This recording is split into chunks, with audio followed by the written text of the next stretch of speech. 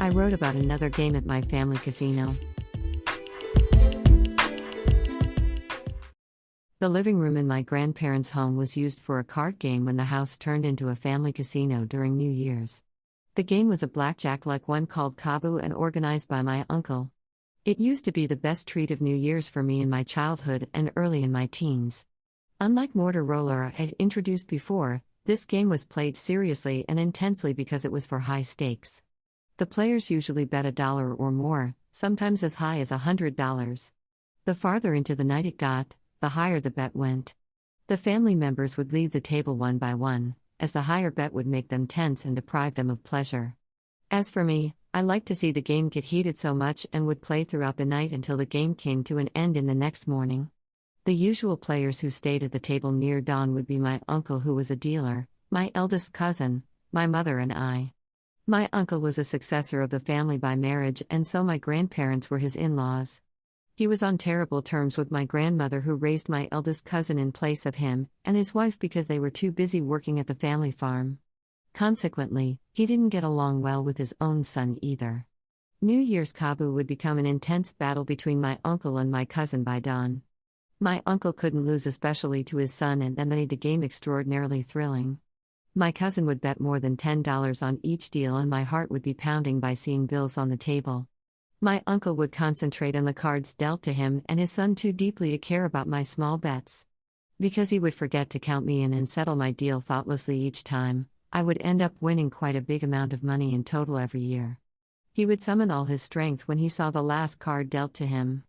In spite of his prayer-like chants, "Come on. Come on," most of the time the card would be the least one he had wanted. Hand after hand, he drew the worst card possible while my cousin was rolling on the tatami floor to stifle his giggling. As far as I remember, he had never won against my cousin.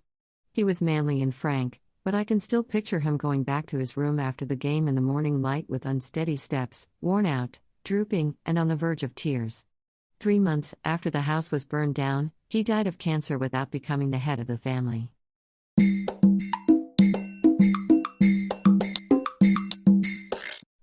Audiobook, Japanese Dream by Hitomi Woods, on sale at online stores or apps. Apple, Audible, Google Play, Nook Audiobooks, 43 available distributors in total.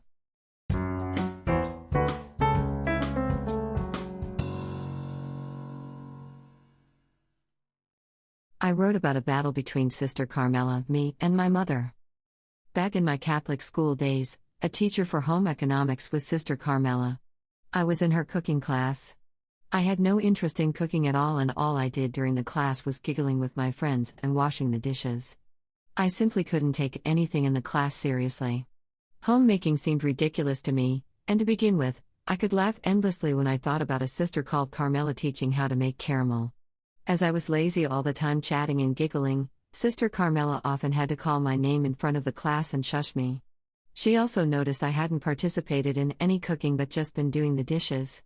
No matter how hard and often she scolded me for my bad attitude, I didn't obey and kept making other students laugh. Her patience snapped at last and she called me before the principal. In my school, bad students were close to zero and a student was hardly ever called to the principal's office. The principal was Sister Mary Catherine, who reasonably believed I had done something extraordinarily wrong. But she was taken aback when Sister Carmela told her that I had fooled around during the class. She looked at her face with an impression of "That's it?" After mildly telling me to behave myself, she let me go. Sister Carmela's punishment didn't work and my bad behavior continued. I was in her sewing class next year. Again, I slacked and asked my friend to make a skirt for me. Sister Carmela found that out when I turned in the skirt pretending I had sewn it. That snapped her completely. She decided to appeal directly to my parents and called up my mother that evening. Over the phone, she told her at length how bad I had been in her class.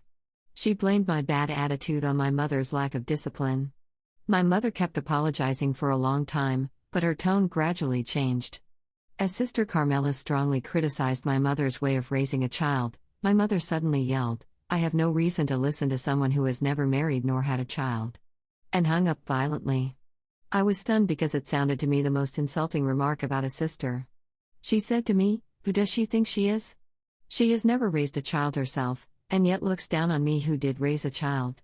You don't have to obey such a stuck-up person."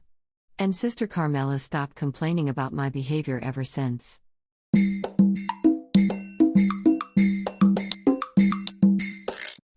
Audiobook, Japanese Dream by Hitomi Woods on sale at online stores or apps. Apple, Audible, Google Play, Nook Audiobooks, 43 available distributors in total.